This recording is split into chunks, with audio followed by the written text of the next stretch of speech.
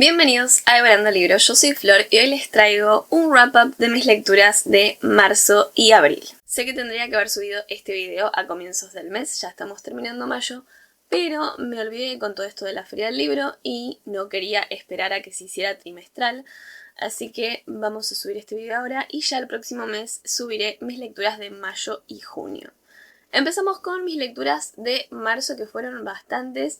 Y no sé si me voy a acordar de todas las tramas, pero fueron bastante buenas lecturas, o al menos el mes se fue salvando con algunos libros que de verdad valieron la pena. Empezamos con el primer libro que leí en marzo. Ese libro fue Un reino de carne y fuego, de Jennifer Armentrout, que es el segundo libro de la saga de Sangre y cenizas, que ustedes saben que el primer libro me encantó, lo había leído el mes anterior, y se había llevado 5 estrellas. Bueno, este segundo libro también se llevó 5 estrellas y la verdad no me defraudó en nada y fue un libro que tuvo incluso más acción y más tensión entre la pareja principal que el primer libro.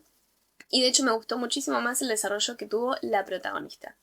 Para los que no saben, de Sangre y cenizas es la historia de Poppy, que es en su mundo considerada la doncella. La doncella es una chica que, bueno, en este caso ella, seguida por una profecía en la cual ella debe ascender.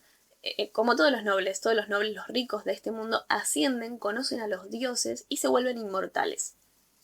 Supuestamente, la ascensión de la doncella, que no se sabe bien lo que implica, ni siquiera ella lo sabe, va a ser la más importante y la que asegura que haya sucesivamente otras ascensiones. Si ella no asciende, si es considerada impura o algo por el estilo, entonces el resto de las ascensiones van a correr peligro. Supuestamente la historia de este mundo es que básicamente ganó una guerra junto con, bueno, otro pueblo que se llaman atlantianos. Son dos pueblos enemistados. Estos atlantianos al parecer pueden crear demonios que son como bestias a lo parecido como unos vampiros, pero sin conciencia, que van matando gente por ahí y alimentándose de ellos. Y bueno, cuestión, hubo una guerra hace mucho tiempo y en esa guerra los dioses favorecieron al pueblo al que pertenece Poppy. Y ahora, mucho tiempo después, ella es la doncella, que debe ser protegida por un velo, que nadie debe conocer su identidad, que debe ser muy recatada, que no puede ser considerada impura el día que ella deba ascender. Ahora creo que tiene unos 18 años, a los 19 va a ascender. Pero es sumamente rebelde y no quiere seguir las normas, quiere averiguar qué es lo que implica ser la doncella. No hubo anteriores doncellas, entonces no sabe qué es lo que va a pasar, tiene miedo y a la vez quiere aprovechar su vida como lo hace todo el mundo, como lo hace una persona normal y no como vive ella, básicamente. Que además es muy maltratada por las personas que están a quien está a su cargo, ¿no? Porque los duques están a cargo de ella desde que la reina la mandó con ellos tras la muerte de sus padres, que al parecer murieron debido a un ataque de estos demonios creados por el pueblo enemigo. Así que bueno, ella está totalmente involucrada por esta historia, pero a la vez se rebela contra esto. Se rebela contra esto y empieza a escaparse del castillo en el que vive, a buscar diversión por fuera de los muros, a entrenar con armas, lo cual estaría prohibido para ella, pero quiere saber defenderse y su guardia personal le enseña esto desde hace muchos años, así que es una persona totalmente opuesta a lo que se espera de ella. Y lo que vemos es que cuando inicia la historia aparece otro guardia personal que va a estar influyendo en ella para dejar salir una parte de ella que vendría a ser su verdadero ser, digamos. Pero bueno, pasan un montón de cosas y un montón de giros y cuando empieza este segundo libro lo que vemos es la verdadera identidad de esta protagonista. Y también se llevó 5 estrellas porque justamente es el tipo de protagonista que a mí me encanta ver en las historias, es el tipo de historia donde hay mucha acción y muchos plot twists. Y la verdad es que el final me dejó un poco mal porque hubo algunos personajes que no fueron lo que esperé y me traicionaron. Y también hubo algunas situaciones bastante dramáticas hacia el final de ese libro. El siguiente libro que leí ese mes fue una muy mala lectura, fue Hopeless de Colin Hoover, que como ya sabrán, Colin Hoover no me gusta mucho, leí solamente Verity, su libro más thriller, muy diferente a lo que suele escribir, que es más romántica, pero en este caso pensé que Hopeless, al ser romántica, me iba a gustar y resulta que no. Pero bueno, tengo entendido que es uno de sus primeros libros, o bueno, de hace muchos años, no se compara con lo que escribe en los últimos años, en lo más reciente, pero la verdad que esperaba un poco más, por lo menos. Hopeless es la historia de Sky. Sky es una chica que está muy reprimida eh, por su madre adoptiva, que básicamente la crió en esta casa, se educó en esa casa, nunca fue una escuela normal, nunca tuvo una educación tradicional, digamos. La única amiga que tiene es su vecina de hace bastantes años y lo que vemos es que ella está feliz con esa situación, pero a la vez quisiera tener una vida más normal. Cuando empieza el libro, su madre la deja cursar su último año antes de la universidad en una escuela normal, que es la misma escuela a la que va su amiga, su vecina, pero en ese momento su amiga iba a hacer un intercambio a otro país, entonces ella se va y justo ella empieza la escuela en ese lugar, totalmente sola, aprendiendo lo que es socializar y hacer nuevos amigos después de estar toda una vida recluida y sin tener internet, sin tener televisor, sin saber absolutamente nada del mundo normal de un adolescente en esa época. Pero, ¿qué pasa? En ese momento, entre las personas que conoce a Dean, que Dean es un chico muy oscuro y problemático que a ella la captura de inmediato, pero todo el mundo le dice que es una mala persona, para lo que sucedió en el pasado, bla, bla, bla. Hasta ahí todo bien, es una historia muy juvenil, muy Wattpad 2012. Y como digo en mi reseña en Instagram, es tipo Beautiful Disaster. O sea, es como que te muestran esa chica inocente, chico malo, un misterio de trasfondo que los une de alguna manera. Esperamos algún plot twist, esperamos descubrir qué es lo que está pasando. Pero lo que pasa es que a mitad del libro todo esto se va convirtiendo en una maraña de cosas que crece y crece y crece. Porque en el trasfondo no hay solo una razón oscura ahí en el pasado del chico, sino que también hay mucho pasado que carga nuestra protagonista, del que ella no tiene ni idea, porque todo tiene que ver con un trauma, cuestiones medio psicológicas muy maltratadas, y siento que debería tener unas trigger warnings enormes que no las tiene, entonces cuando uno empieza el libro tiene un tono muy juvenil, muy romance dramático, pero que no esperamos demasiado, y el 50% del libro cambia drásticamente y se convierte en una cosa muy perturbadora, que está muy maltratada y que encima la resuelven así nomás. No solo está maltratada, sino que está mal explicada y termina así nomás. Siguiendo por un libro que sí me salvó bastante el mes y fue una romcom. Extrañamente ustedes saben que yo odio las romcoms, pero en este caso fue un libro prestado por Tami. Ese libro es Cariño, cuánto te odio de Sally Thorne, que tiene una película, que de hecho vi la película porque la gente me decía que era hermosa esa película, que era mejor que el libro incluso, y yo la verdad que no disfruté mucho la película, no me gustó cómo cambiaron algunas cosas del libro. O sea, algunas cosas de la historia comparadas con el libro. Yo creo que el libro tenía muchísimo más y se explicaba mucho mejor algunas cosas, y la película desaprovechó las escenas mostrando otras cosas que nada que ver. Es una historia bastante corta que nos cuenta la vida de dos protagonistas. Por un lado tenemos a Lucy y por el otro lado tenemos a Joshua. Tenemos a estos dos protagonistas que son directores, digamos, de cada uno de su editorial. Es una editorial de libros, pero ¿qué pasa? Ellos venían de dos editoriales diferentes y estas editoriales se fusionaron y son totalmente diferentes. O sea, sus jefes son muy, muy, muy diferentes y no se entiende cómo es que se pudieron juntar. Cuestión, como hay tantos problemas entre ellos, cada uno tiene su propio director, que son ellos, justamente, nuestros dos protagonistas. Pero cuando empieza la historia, sus jefes deciden que van a elegir a uno solo de ellos para ser el director general de este lugar y empiezan como una especie de competencia. Y en esta competencia nos vamos a dar cuenta de cómo digamos, este odio que se tenían no era tal, y que, bueno, en esta competencia empiezan a pasar mucho tiempo juntos y también peleándose por esto que está pasando, o sea, por situaciones. Y vemos más que nada que este odio no era tal desde el principio. O sea, ya eso es lo que me pareció algo mal del libro, o sea, mínimamente. Es que no se representa bien. Digamos, no hay un enemies to lovers acá. Para mí siempre fue como una falta de comunicación y una falta de interés en decirle al otro lo que sentía.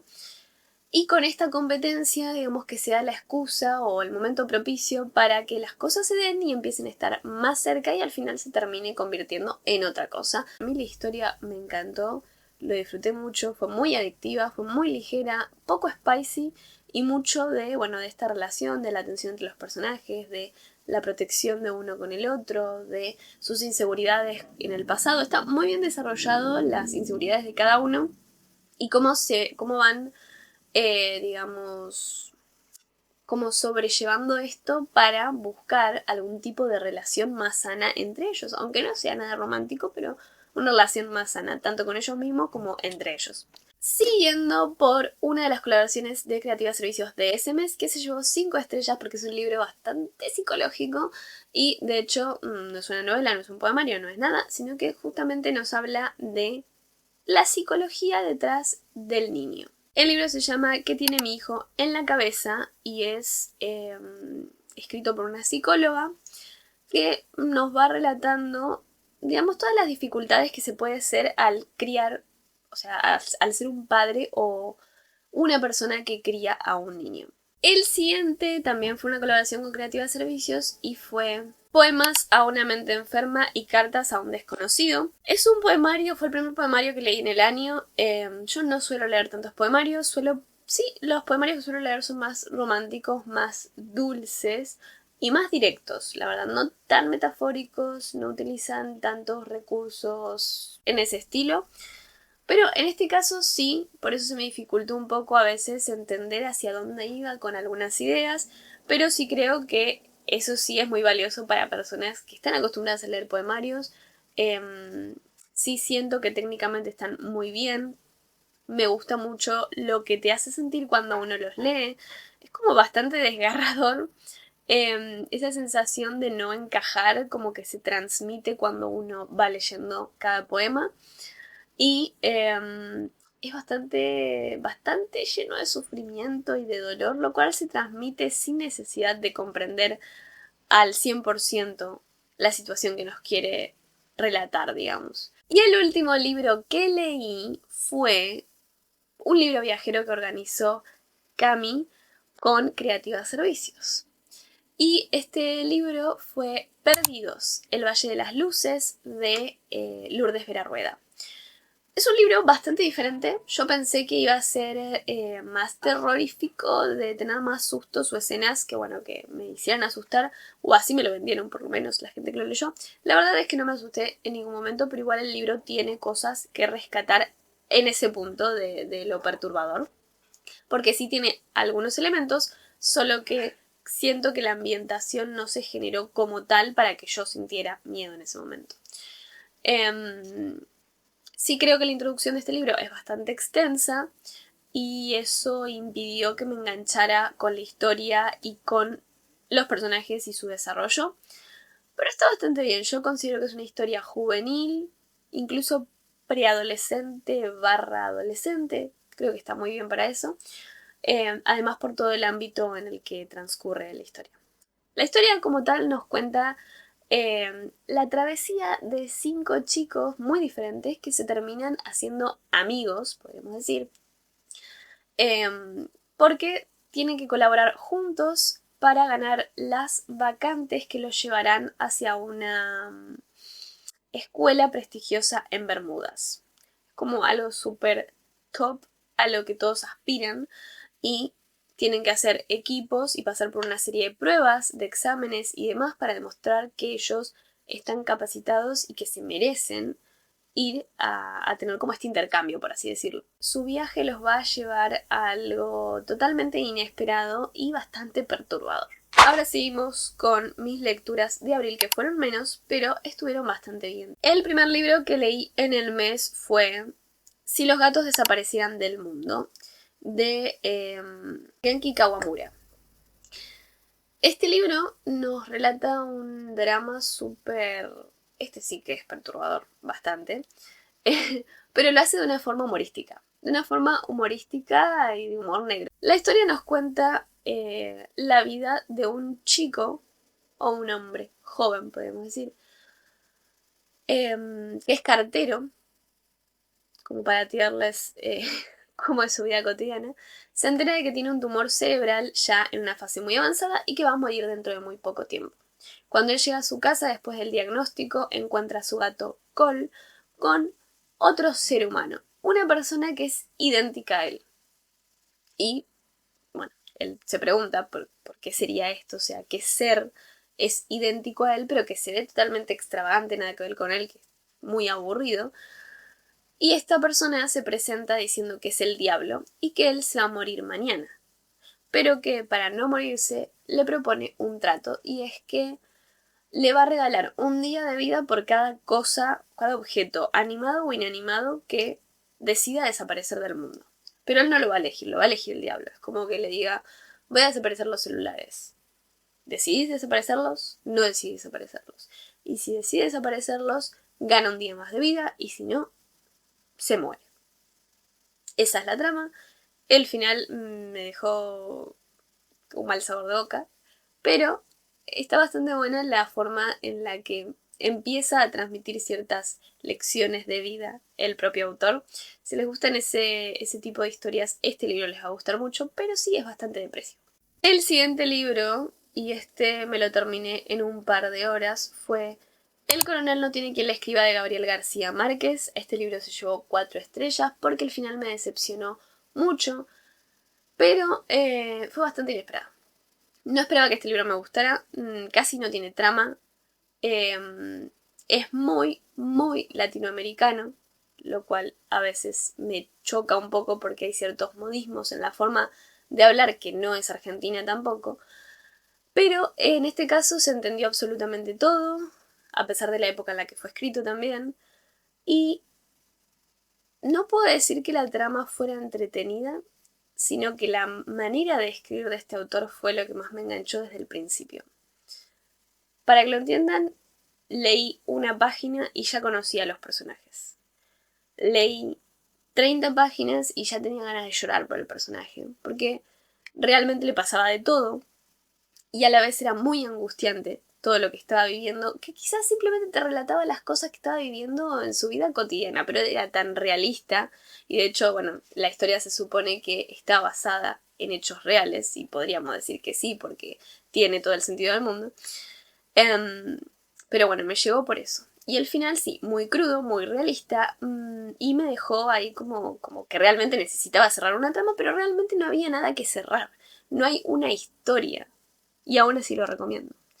¿De qué se trata este libro? Bueno, tenemos la vida de un coronel ya viejo, retirado, que está esperando desde hace muchísimos años que el gobierno le pague su pensión por haber participado en la guerra. Espera todas las semanas, va hacia el lugar donde se supone que debe llegar esa bendita carta y nunca llega. A todo esto, hace poco tiempo se murió su hijo, con su esposa no tienen absolutamente nada que comer y lo único que tienen es un gallo que fue el gallo de pelea de su hijo. Su hijo fue asesinado por estas peleas clandestinas de gallos y él tiene toda la fe en que ese gallo va a ganar la próxima pelea. Así que lo conserva por honor a su hijo y de alguna forma porque no quiere desprenderse de eso último que él dejó. Es muy triste por todo lo que narra, obviamente, pero también porque vemos cómo la gente se aprovecha de este hombre, como sus vecinos, que algunos tienen una mejor posición social que él, eh, y lo hacen por ser estafadores, la verdad, porque, bueno, él es un hombre eh, honrado que ganó su vida, se ganó la vida como cualquier persona debería ganarse la vida, y las personas que él conoce que tienen tanta plata lo hicieron a base de cagar a otros. Entonces vemos cómo juegan con él, con ese deseo de que el gallo gane la pelea, con querer comprárselo, pero después le dicen que después le rebajan el precio, que no, que sí. Él no se quiere desprender de eso, pero su mujer le taladra la cabeza diciéndole que lo venda y él en cierto punto no puede hacerlo, y lo que más está esperando es que por favor llegue la carta con la pensión para no tener que resignarse a vender ese gallo, pero tener la plata suficiente como para volver a vivir una vida como debería vivirla, porque está en los últimos años de su vida y está en la miseria.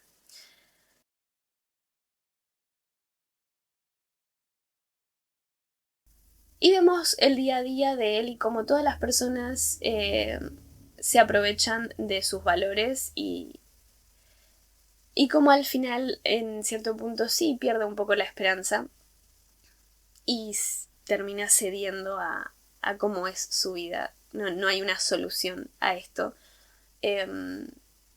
Nunca llega esa carta. Hay muchos problemas con el abogado que lo atiende. Obviamente estoy hablando de hace mucho tiempo, las cartas llegaban en barco, el abogado también era un estafador, él quiere cambiar de abogado, pero si lo hace va a estar otros 20 años tratando de conseguir esa carta. Así que bueno, sí es muy desesperanzador este libro, es mágica la forma en la que este autor escribe, lo he comprobado con otros libros de él. Y aunque no hay una trama tan específica, sí los personajes terminan enamorando en cierto punto y aunque no lloras, terminas con un nudo en el alma.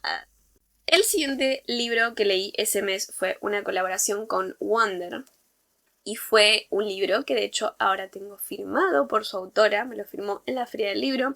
Se llama Cuando hable el viento y es una historia con personajes bastante diferentes. ¿Por qué es esto?